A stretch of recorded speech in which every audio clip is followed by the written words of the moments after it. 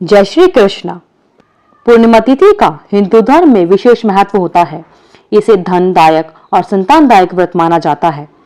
जो लोग पूरी विधि विधान के से पूर्णिमा का व्रत करते हैं और पूर्णिमा के दिन चंद्रमा को अर्घ देते हैं, उन पर भगवान विष्णु और माता लक्ष्मी की कृपा बनी रहती है। आप सुनते हैं पूर्णिमा व्रत की कथा। द्वापर युग में एक समय की बात है कि यशोदा जी ने श्री कृष्ण से पूछा, हे कृष्ण, तुम सारे संसार के उत्पन्न करता हो, पोषण करता तथा संहार करता हो।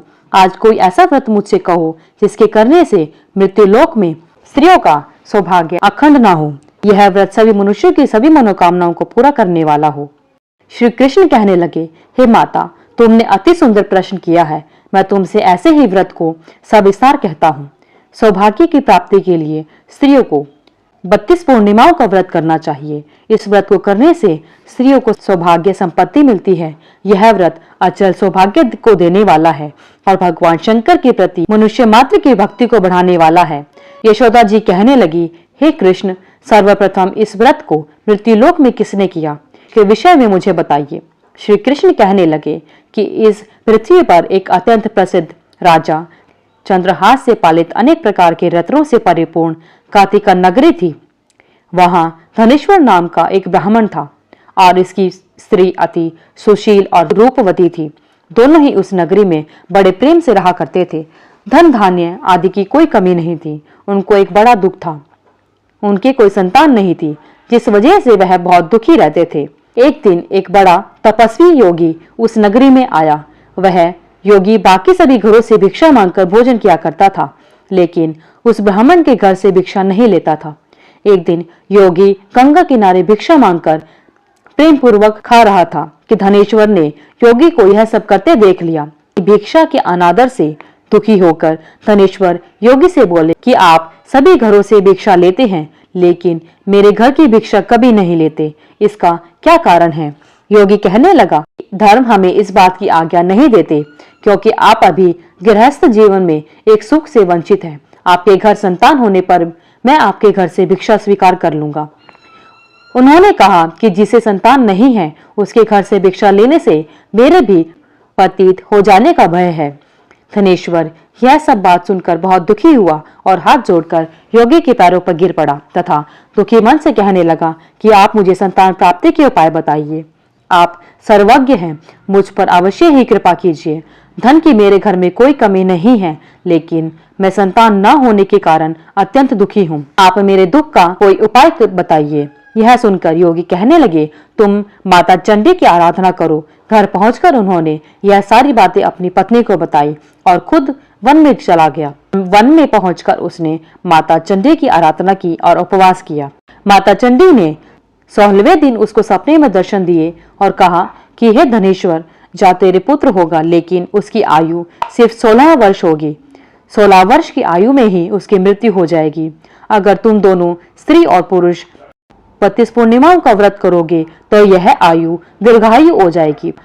जितना तुम्हारा सामर्थ्य हो उतने ही आंचे के दिए जलाकर भगवान शिव का पूजन करना, लेकिन पूर्णमासी 32 ही होनी चाहिए। सुबह होते ही तुम्हें इस स्थान के पास एक आम का पेड़ दिखाई देगा। उस पर चढ़कर एक फल तोड़कर अपने घर चले जाना।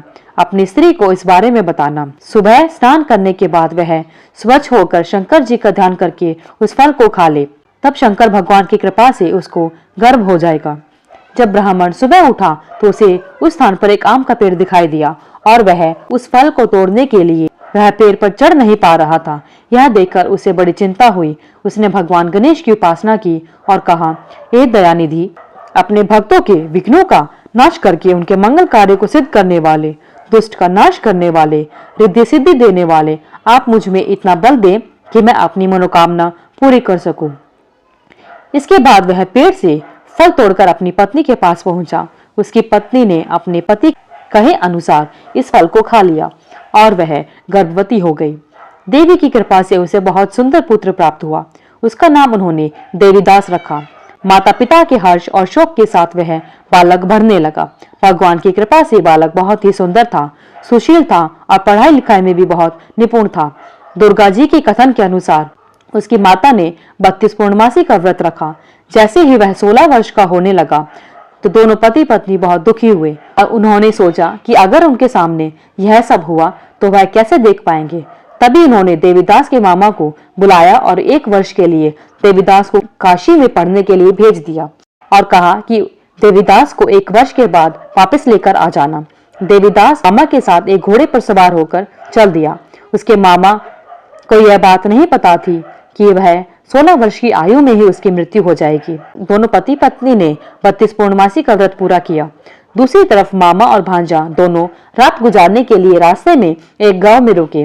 उस दिन उस गांव में ब्राह्मण की कन्या का विवाह होने वाला था। दूसरी तरफ मामा और भांजा दोनों रात गुजारने के लिए रास्ते में एक गांव में रुके। उस दिन उस गांव में ब्राह्मण की कन्या का विवाह होने वाला था। जिस धर्मशाला में बारात के बाकी लोग रुके हुए थे, उसी धर्मशाला में देवीदास और उसका मामा रुक गए। उधर कन्या को तेल चढ़ाने के बाद जब लगन का समय आया तो वर की तबीयत खराब हो गई। वर के पिता ने अपने परिवार वालों से विचार विमर्श करके कहा कि यह देवीदास मेरे पुत्र जैसा ही है, मैं इसके साथ लगन करा दूं, बाद में बाकी सारे काम मेरे बेटे के साथ पूरे हो जाएंगे। ऐसा कहने के बाद वर के पिता देवीदास को मांगने के लिए उसके मामा के पास गए और उन्हें सारी बातें बताई। मामा ने कहा कि कन्यादान में जो कुछ भी मिलेगा वो हमें दे देना। वर के पिता ने बात स्वीकार कर ली। इसके बाद देवीदास का विवाह कन्या के साथ संपन्न हो गया। इसके बाद वह अपनी पत्नी के साथ भोजन न कर सका और मन में विचार करने लगा कि न जाने यह किसकी पत्नी होगी। यह सोचकर उसकी आंखों में आंसू आ गए। तब वधू ने पूछा कि क्या बात है, आप उदास क्यों हैं? तब उसने सारी बातें पत्नी को बता दी। यह ब्रह्म विवाह के विपरीत है। आप ही मेरे पति हैं, मैं आपकी ही पत्नी रहूंगी, किसी अन्य की कभी नहीं। तब देवीदास ने कहा, ऐसा मत करिए क्योंकि मेरी आयु बहुत कम है, मेरे बाद आपका क्या होगा? लेकिन उसकी पत्नी नहीं मानी और बोली, स्वामी आप भोजन कीजिए। दोनों रात में सोने के लिए चले गए। सुबह देवीदास ने पत्नी को 4 नगों से जड़ी एक अंगूठी दी और एक रुमाल दिया और बोला कि हे प्रिय, इसे लो और संकेत समझकर सिर चित हो जाओ। मेरे मरण और जीवन जानने के लिए एक पुष्प वाटिका बना लो, उस सुगंध वाली एक नव मल्लिका लगा लो, उसको प्रतिदिन जल से सींचा करो और आनंद के साथ खेलो कूदो। जिस समय और जिस दिन मेरी मृत्यु होगी उस दिन यह फूल सूख जाएंगे। जब यह फिर से हरी हो जाए तो जान लेना मैं जीवित हूँ। यह समझाकर वह वहां से चला गया। इसके बाद जब वर और बाकी बाराती मंडप में आए तो कन्या ने उसे देखकर कहा कि यह मेरे पति नहीं है, मेरे पति वह है जिसके साथ मेरा रात को विवाह हुआ था, इसके साथ मेरा विवाह नहीं हुआ। अगर यह वही है तो यह बताए कि मैंने इसको क्या दिया है, साथ ही कन्यादान के समय जो आभूषण मिले उन्हें दिखाए। कन्या की सारी बातें सुनकर वह कहने लगा कि मैं यह सब नहीं जानता। इसके बाद सारे बाराती भी अपमानित होकर लौट गए। भगवान कृष्ण बोले, हे माता, इस प्रकार देवीदास काशी चला गया। कुछ समय जब बीत गया तो एक सर्प उसको डसने के लिए वहां आया, लेकिन वह उसको काट नहीं पाया क्योंकि उसकी माता ने पहले ही 32 पूर्णिमा का व्रत कर लिया था। इसके बाद खुद काल वहां पहुंचा। भगवान की कृपा से तभी वहां माता पार्वती और भगवान गणेश आ गए। देवीदास को मूर्छित दशा में देखकर माता पार्वती ने भगवान शिव से प्रार्थना की कि हे भगवान, इस बालक की माता ने पहले ही 32 पूर्णिमा के व्रत कर लिए हैं, आप इसको प्राण दान दें। भगवान शिव ने माता पार्वती के कहने पर उसे प्राण दान दे दिए। उसकी पत्नी उसके काल की प्रतीक्षा कर रही थी। उसकी पत्नी ने जाकर देखा कि पुष्प और पत्र दोनों ही नहीं है, तो उसको बहुत आश्चर्य हुआ।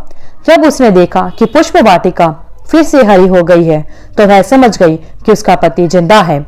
इसके बाद वह बहुत ही प्रसन्न होकर अपने पिता से कहने लगी कि मेरे पति जीवित हैं, उनको ढूंढिए।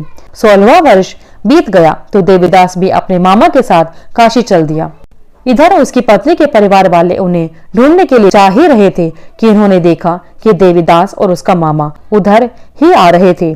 उसको देखकर उनके ससुर बहुत प्रसन्न हुए और उसे अपने घर ले आए। वहां सारा नगर इकट्ठा हो गया और कन्या ने भी उसे पहचान लिया। देवीदास ने इसके बाद पत्नी और मामा को लेकर वहां से चला गया। उसके ससुर ने भी उसे बहुत धन दहेज देकर विदा किया। जब वह अपने घर की तरफ चल रहा था तो उसके माता पिता को लोगों ने खबर दी कि तुम्हारा पुत्र देवीदास अपनी पत्नी और मामा के साथ आ रहा है। ऐसा समाचार सुनकर पहले तो उन्हें विश्वास नहीं हुआ, लेकिन जब देवीदास आया और उसने अपने माता पिता के पैर छुए तो देवीदास के माता पिता बहुत प्रसन्न हुए। दोनों के आने की खुशी में धनेश्वर ने बहुत दान दक्षिणा ब्राह्मणों को दी। श्री कृष्ण जी कहने लगे कि इस तरह धनेश्वर को 32 पूर्णिमाओं का व्रत करने के प्रभाव से संतान की प्राप्ति हुई। जो स्त्री इस व्रत को करती है वह जन्म जन्मांतरों तक अखंड सौभाग्यवती रहती है। यह मेरा वचन है। यह व्रत संतान देने वाला और सभी मनोकामनाओं को पूरा करने वाला है। धन्यवाद। आपका दिन मंगलमय हो। अगर आपको वीडियो अच्छी लगी तो वीडियो को लाइक करें, शेयर करें, चैनल को सब्सक्राइब करके बेल आइकन को जरूर प्रेस करें ताकि आगे आने वाली सभी वीडियोस की नोटिफिकेशन आप तक समय से पहुंचती रहे। साथ ही कमेंट बॉक्स में ओम नमः शिवाय लिखना ना भूलें।